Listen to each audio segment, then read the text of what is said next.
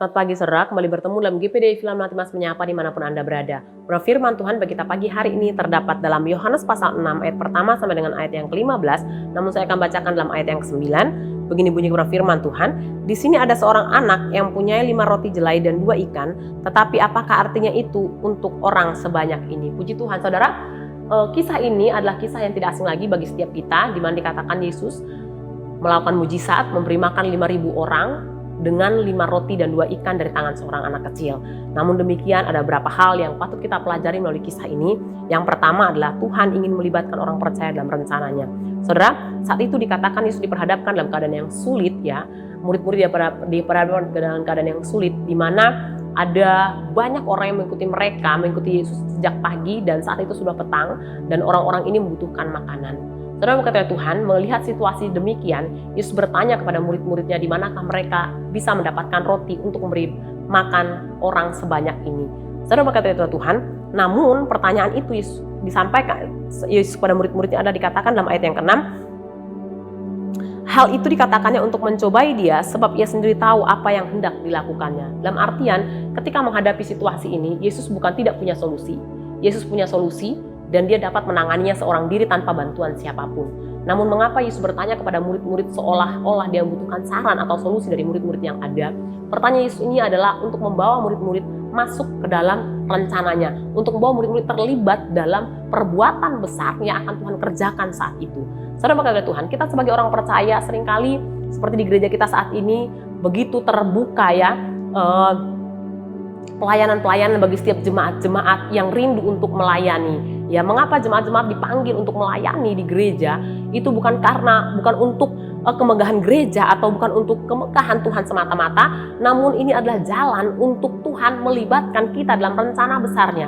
Sehingga pagi hari ini kalau setiap kita sebagai orang percaya yang sudah terlibat dalam pelayanan di gereja, bersyukurlah bahwa kita adalah orang-orang pilihan, kita adalah orang-orang yang istimewa di hadapan Tuhan, sehingga Tuhan manggil dan melibatkan kita dalam pekerjaan-pekerjaan besar Tuhan. Namun bagi setiap kita yang mungkin belum terlibat dalam pelayanan, mari ya, pagi hari melalui firman Tuhan mengingatkan setiap kita bahwa Tuhan rindu melibatkan kita sebagai orang percaya dalam pekerjaan-pekerjaan besar Tuhan, hal-hal ajaib yang Tuhan ingin kerjakan.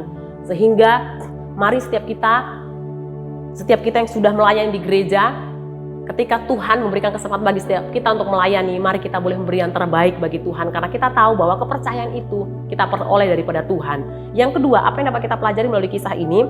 Ya, yang kedua adalah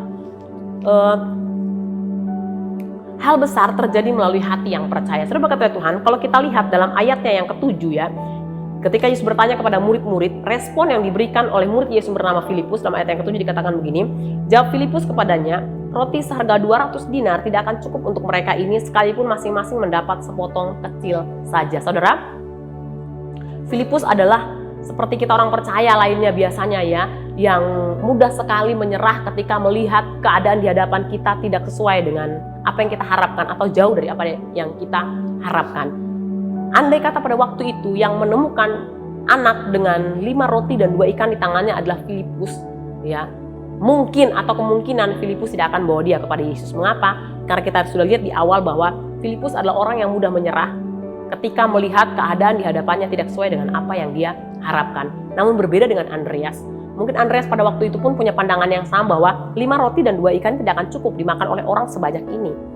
Namun Andreas tahu Yesus adalah Tuhan yang berkuasa dan dia sanggup melakukan sesuatu melalui hal yang kecil sekalipun.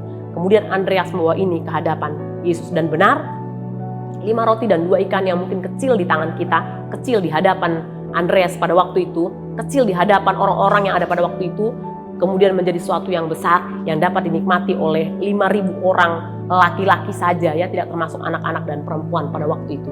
Saudara, berkata Tuhan, sebagai manusia kita cenderung menyerah dan putus asa jika kita melihat situasi yang kita hadapi jauh dari apa yang kita harapkan.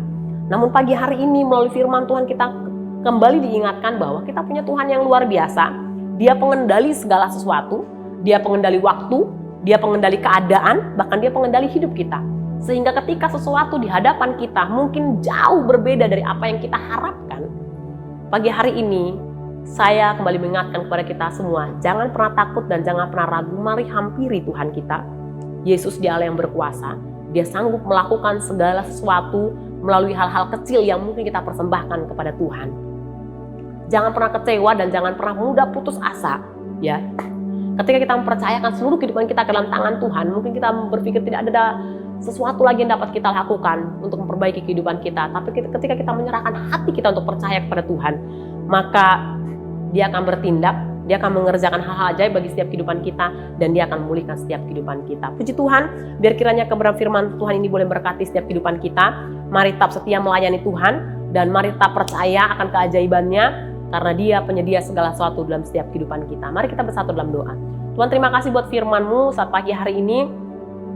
Kami bersyukur buat kesempatan yang baru yang Tuhan beri bagi kami. Kami bersyukur buat hari yang baru yang Tuhan beri bagi kami. Bahkan kami bersyukur buat setiap berkat-berkat-Mu yang Tuhan sudah sediakan bagi kami sepanjang hari ini. Pagi hari ini kami akan melangkah bersama-sama dengan Engkau dengan penuh ucapan syukur dalam satu nama yang ajaib, dalam nama Tuhan Yesus Kristus. Haleluya. Amin. Puji Tuhan, selamat pagi. Tuhan Yesus berkati.